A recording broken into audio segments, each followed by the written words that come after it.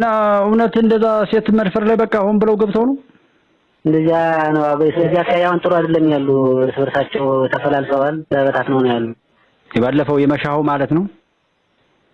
መሻው ገቡባቸው ኋላ መሰለኝ ተበታት ነው ያሉ። መኪኖችንም ሲመጡ እየዘረፉ እንትን ብለው ነበር። ምንድነው የተለየ ሆናችሁና ብለው ጠይቀዋቸው ራሱ ሰሞኑን ጥሩ አይደለንም ተበትነናል ብቻው ባስመጡ በዚህ ብለው እንደ ምክር የሚነግሯቸው ለታፈደ እንትምስ ለሹፌሮች በአብደራፊው መንገድ በአብራጅራው ስለዚህ ከመጣችሁ ግን ያው ትንሽ ማን ባለቤት የለንም ማለት ነው።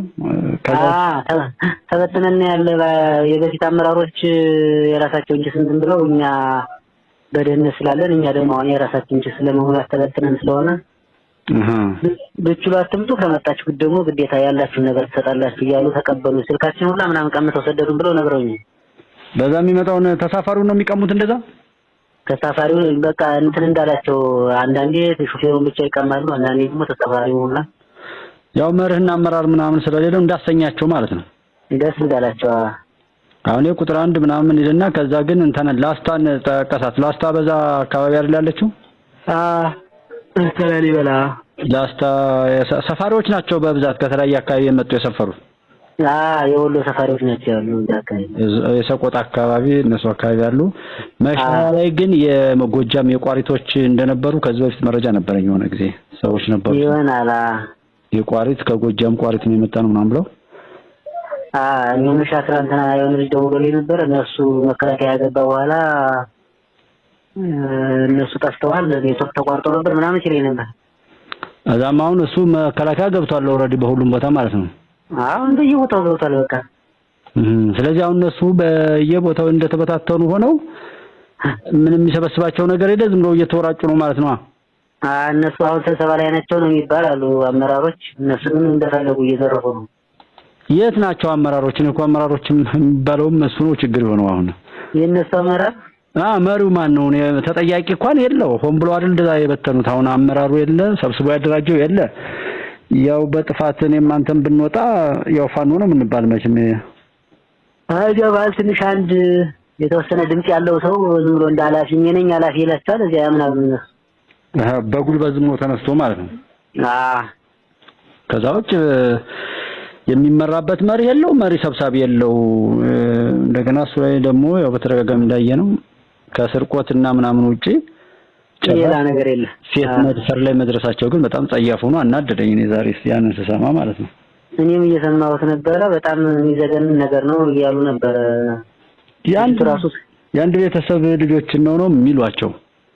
ልጅቷ ራሱ እስካሁን ድረስ እንደተኛች ናት፣ እናቲቱ ናት እያለቀሰች ተናገረች ምናምን እያለ ነበር እየሰማሁት ነው።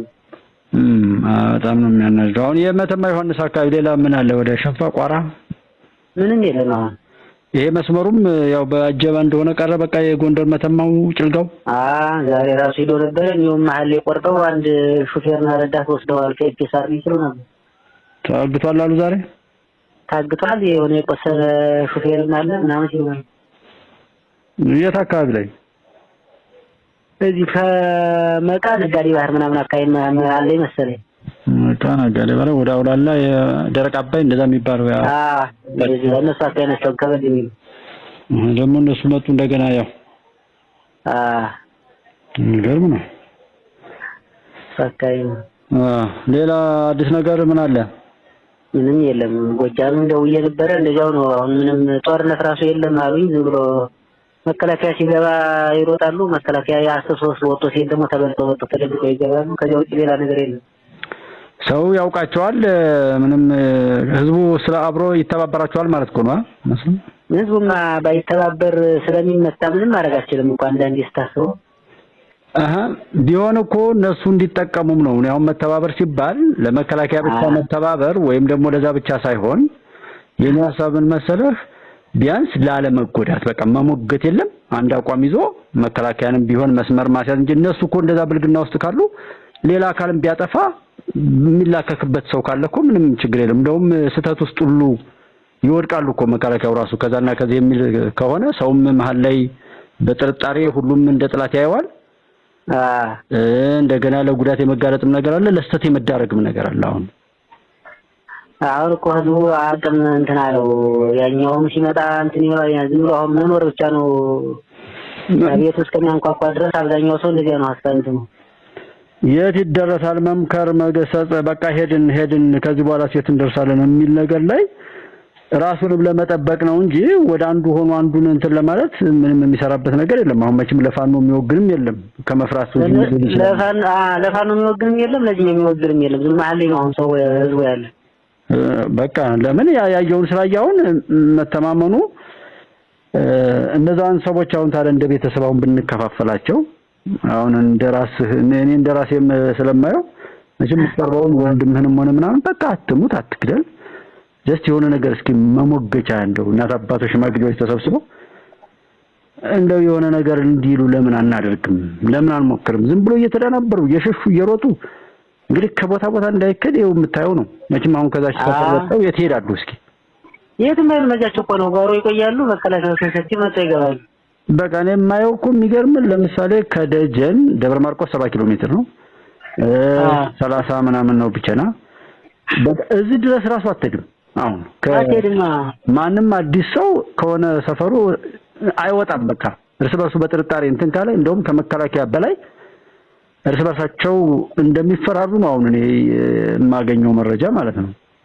እነሱ ራሳቸው በቃ አሁን አዲስ ሰው የማያውቁት እርግጠኛ ሆነው የማያውቁት ሰው አዲስ ሰው ወደዛ ቢመጣ አያስጠጉም። ስለዚህ ዛሬ ሲደናበሩ ስህተትም እየሰሩ ነው የሚሄዱት። መጨረሻቸው ምን ሊሆኑ ነው እነዚህ ልጆች? እንግዲህ የሚያውቁት ነገር እኮ የለም። አንዳንዴ እኔ በጣም ወጣቱ የሃይማኖት አባትን ሁሉ ሰብኮ ነው እዚህ ያደረሳቸው። አንዳንድ ቦታ ላይ በተለይ ሽማግሌዎችና የሃይማኖት አባቶች ከባለጌ ባለስልጣናት ወሮዛ ስልጣናቸው ላይ ሲባልጉ ከቆዩ ሰዎች ጋር እማያቸው አሉና አመት 2 አመት 3 አመት ሆነ የተባለው ተሳቡ እየበነነ ሄደ። የሚሆነው እየታየ ነው። ሰዎች እየሞቱ ነው። እንቅስቃሴው እንኳን እንደዚህ በቃ የመጣው ለውጥ እያንዳንዱ ያውቀዋል። ችግር ነው እንጂ ሌላ ነገር አላገኘም እስካሁን ድረስ። በቃ ይሄን ነገር እንዴት እናስቆመው? እኛም ሳንጎዳ እንደው እስከ በሽታችሁ ልቀበል ካለ መንግስት ሄዶ ቀርቦ እኮ አልቀበላችሁም ሲል ከዛ በኋላ ይደርሳል። ምን እንደመበጣበጥ ምን ችግር አለ? ነበረ በጣም ነው የሚያሳዝነው። እና ዝም ብሎ ጸጥ ተኩስም የለም ምናምን ዝም ብሎ ጸጥ ያለ ነው። ምንም ነገር የለም። አሁን የሚገርም ነው። ያሳዝናል። ሰው ለራሱ ሲል ቢያውቅ ጥሩ ነበር። አይ ህዝቡም አሁን ዝም ብሎ እንትን ብሏል። እነሱም የቢዝነስ እንትን ስላደረጉት ቢዝነሳቸውን እየሰሩ ነው። የት ይከዳል? እንተው እኔ እኮ የማውቀው ለምሳሌ ያው እንኳን የሰው የገደለ ሰው እንኳን በወንጀል ሀገርን እስከ ማፍረስ ድረስ የተሳተፈ ሰው ይቅርና እንደዚህ አይነት ነገር ሰው አይረሳም ማለት ነው። የሆነ ሰነፍ እንኳን የተሰጠውን ገንዘብ ወረቱን የሚበላ ቁጭ ብሎ የሚውል እንደዚህ በቃ ህዝቡ የማይወዳቸው ባህል ላይ ያለ ሰው እንኳን አገር ለቆ የሚሄድበት አካባቢ አይደለም ወይ ያደግ ነው የነበረ ተደብቆ ሌላ ሀገር ከማያውቁት ሀገር እንጂ እዛች አይኖርም ነበር። ያ ነበር ለሚስቱ ልጅ አላሳድግም ብሎ የተከሰሰ እነዚህ ባህሎች ድር ማህበር ይጠጣ ከነበር ሚካኤልን ያንን ባግባቡ ካላወጣ ሰው ሲሞትበት የዘመዱን ተስካር ባግባቡ ካላወጣ እንደነት ግዴታዎቹን ልጁን ባግባቡ ካልዳረ ካላሳደገ እንዴ በባህሉ ብቻ እየተወገዘ ከሰንበቴ ውጭ ሆኖ አገር ለቆ የሚሄድበት ሀገር አልነበረንም ወይ? እኔ አሁን ከሱ አንፃር በዛ ሰዎች ያለ መሳተፋቸውና ልጆች በቃ ሄዳችሁ ሞከራችሁ ሆነ እስኪ የት ድረስ ነው እንግዲህ የሚለው ላይ ያለ መሞከራቸው ነው የሚነደኝ። ትልልቅ ሰዎች በተለይ ሽማግሌ ሃይማኖት አባት ምናምን የሚባሉ በቃ የሆነ እየታገሉ የሆነ ነገር ሲሞክሩ ብታያቸው ደስ ይል ነበር እንጂ ዝም ከተባለ ምን ያርጉ? ጥቅም ስለሆነ እነሱም እንግዲህ ጥቅሙን የት ይበሉታል እኮ ነው።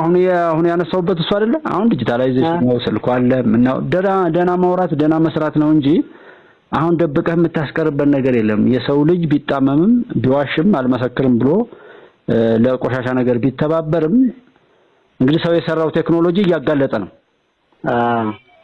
ሰዎችን ሳይሆን ሰው ራሱ የሰራው መሳሪያ ሰውን እየተቆጣጠሩ ነው። በዚህ ዘመን ላይ ያልሰለጠኑ አላወቁ የተዳ ያመጣሉ።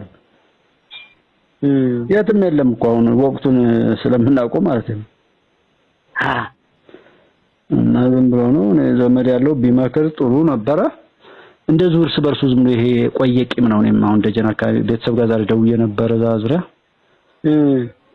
ቀኑን የሚመስል ዝም ብሎ አላልነው። አንዱ በተደበቀው ላይ ሆኖ ሰዎች ሲጎዱ ያዘነ ይመስልና ሄዶ ደግሞ ከሌኔ ጎዳ ብሎ የሚያቃጥር እኔም እስኪ ድረስ እሱ ብቻ ተጠቅሞ ሊቀር ነው ወይ እኔ ብቻ ተጎድቼ ልቀር ነው ወይ? ተመልከቱ፣ ጉዳት ከሆነ እኔ ብቻ ተጎድቼ ልቀር ነው ወይ? አንድ ተጠቅሞ ከሆነም ሌላው ተተጠቀመ ደግሞ እሱ ብቻ ተጠቅሞ ሊቀር ነው ወይንም የተራይ ልጠቀም የሚባል ነገር ነው የሰማው ማለት ነው። በጠቅላላ እንትናቸው ምንም ያስጠላ ነው ሁሉ ነገር ተማው ይወጣው